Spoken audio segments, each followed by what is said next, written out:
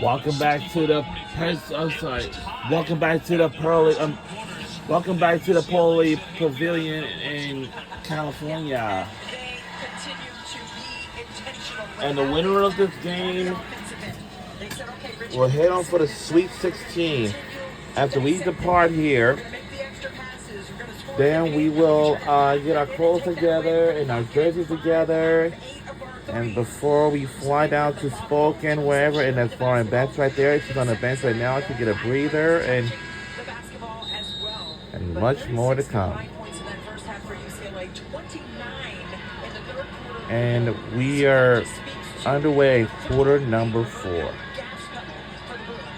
So we begin the fourth quarter. Bench on the bench, 24 points, 9 rebounds. Also with a couple of blocks and 3 assists. So she's had a marvelous night. Maggie Dugan draws the foul as we get underway in the fourth. Richmond started really by shooting the lights out. They made their first 6 or 7 shots. There were 17. They were not open until the following year. They made 1 of their last 12. Once it's under construction, that means no one is not going to be able to go. Shoots it at a 38% clip, although they are shooting 38% right now from 3. They have just missed a lot of those chippies down inside as well, like that one. Dugan will draw the foul. They'll go against Kendall Dudley, the freshman, her 3rd. What I think UCLA has done differently defensively, they've taken away that back cut. I think they were over-helping defensively in that first half, and that's why Richmond was able to spread them out, take those back cuts, and utilize their defensive energy against them.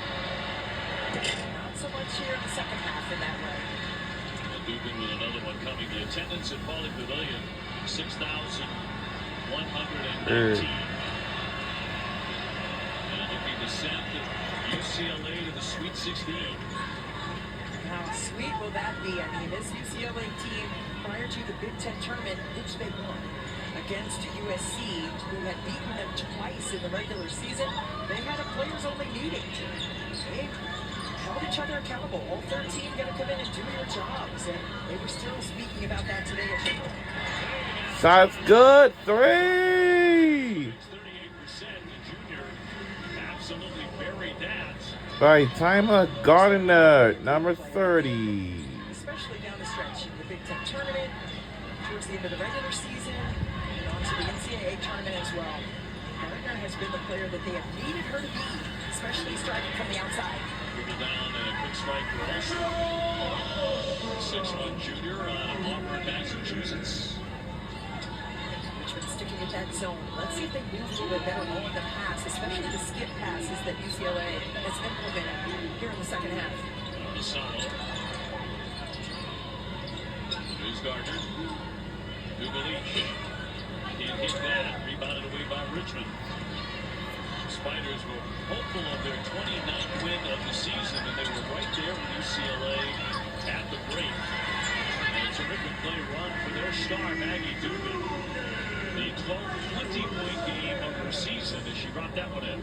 See, that action offensively by Richmond is what they were doing well the entire first half. And there has been few and far between on possessions like that where UCLA has gotten those back cuts done against them. The ball on the interior, the freshman Dudley couldn't finish it but got it back.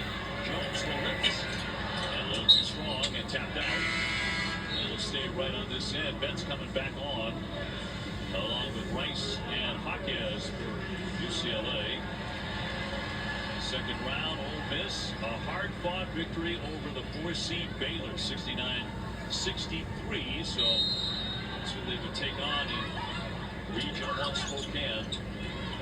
Yo has her team playing exceptionally well, as they should be here in the postseason. Jaquez open.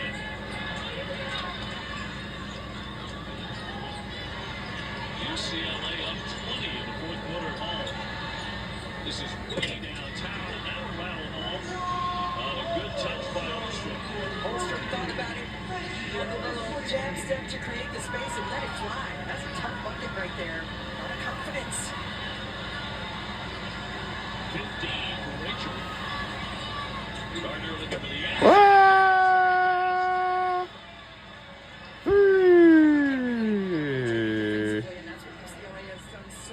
by Simon Gardner again, number 30. And they were a beat late to get a hand up in the shot pocket. They've been letting those triples fly here. With a kick out. Another one on the way. And a 3 for Richmond. Sharing of the basketball, and that's that spacing. And Richmond has been known to be very good at all season long. Fell short in the A-10 tournament to the chagrin of the entire team. Betts demanding the ball down low. They do a great job on the entry. And that's Lauren Betts. The shot is good was made by Lauren Betts. 30 points. Foul as Ulster got hit on her way to the rack. With 6:15 to go in the fourth. Gets 26 points, 9 rebounds. He's only missed 2 shots in the game. You're supposed to say bet on yourself, but I'm betting on Lauren Betts to finish buckets in traffic for UCLA. I mean, she's done it time and time again. She's relentless with it. She is an amazing basketball player. She has a tremendous story. She had to fight through a lot of bullying as a youngster. And look at her now. I mean, she just stands for so much more than being an effective and efficient basketball player. Yeah, if you ask me, she was amazingly courageous to talk about those struggles with depression. While at Stanford, the fact she was hospitalized for a time. Great piece on ESPN.com telling her story. But it takes a lot of bravery to come out and talk about those things. But it also does, and I think she's aware of this, it helps so many other people.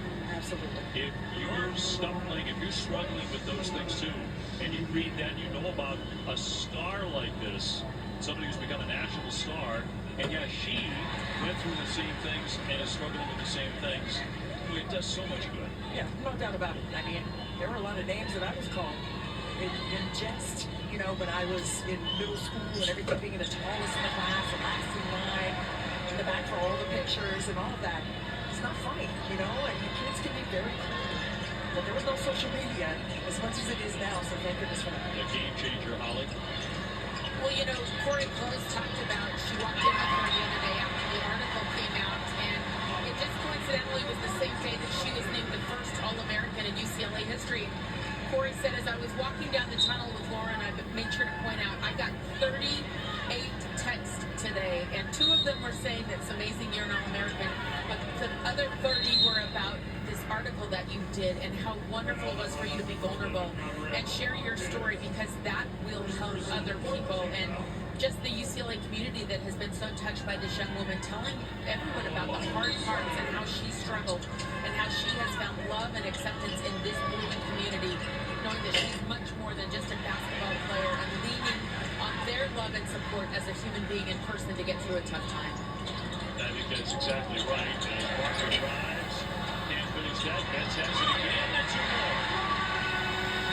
So she has 28. I also don't think it's routine. I don't think it's easy for an athlete in her position to come forward like that. And as Holly described it, the vulnerability to talk about that. You know, you talked about given your height as a young lady, you got picked on too, and you had to endure that. Well, that is no easy task as you're starting to grow up, right? Absolutely. You just want to be yourself, and to be criticized or evaluated by your It's rather peers. heartbreaking in the story, but she said, I just wanted to be shorter. I just wanted to be I smaller. know. You know? Yeah, but you know, there's beauty in being yourself, and that speaks volumes, and we're seeing that full on right now by Lauren Betts, who is opening up the door for those conversations for other youngsters. And here's Lauren Betts showing why you persevere. In spite of it all, you finish.